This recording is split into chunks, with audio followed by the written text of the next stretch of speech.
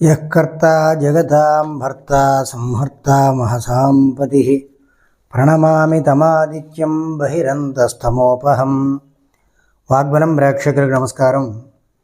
August 1వ తేదీ నుంచి నెలాఖరు వరకు ఉండేటువంటి గోచార విషాత్తు మేషరాశికి ఏ విధంగా ఉంది అనే విషయాలు గ్రహించిన సందర్భంలో గ్రహస్ఫుటం ఏ విధంగా ఉందంటే, మిథునంలో గురుడు, శుక్రుడు కర్కాటకంలో వచ్చేసిన సందర్భం 20వ తారీఖున, మిథునంలో ఉన్నటువంటి శుక్రుడు 20వ తేదీన కర్కాటకంలోకి వెళ్ళడం, రవి 16వ తేదీన సింహంలోకి ప్రవేశించడం, కేతువు కూడా అక్కడే ఉండడం, అలాగే కుంభంలో రాహువు, మీనంలో శని, కన్యలో కుజుడు, ఈ విధంగా బుధుడు కర్కాటకంలో ఈ విధంగా ఉన్న సందర్భంలో మేషరాశి వారికి ఈ మాసంలో ఆగస్టు నెలలో 16వ తారీఖు తర్వాత కొంత అనుకూలమైనటువంటి పరిస్థితులు, దీర్ఘకాలికంగా ఇబ్బందిగా ఉన్నటువంటి కొన్ని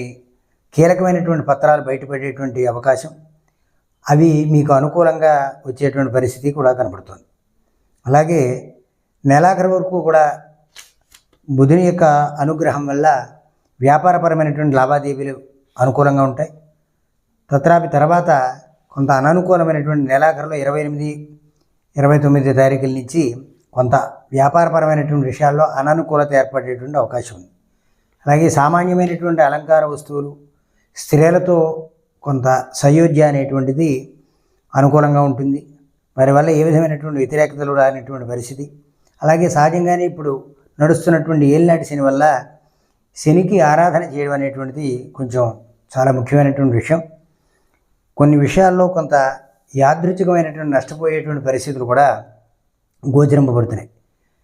మరింత అనుకూలమైనటువంటి పరిస్థితుల కోసం సూర్యనారాయణమూర్తి యొక్క ఆదిత్య హృదయం పారాయణ చేయడం కానీ, సూర్య నమస్కారాలు చేయడం చాలా మంచిది. తద్వారా తండ్రికి సంబంధించినటువంటి వివాదాలు ఏవైతే ఉన్నాయో అవి ఈ 16వ తారీఖులోపు సమసిపోయి 16 తర్వాత మీకు అనుకూలమైనటువంటి పరిస్థితులు ఏర్పడతాయి. ఇవి కేవలం సూచనప్రాయంగా చెప్పబడేటువంటివి మాత్రమే గ్రహించాలి మిత్రులారా.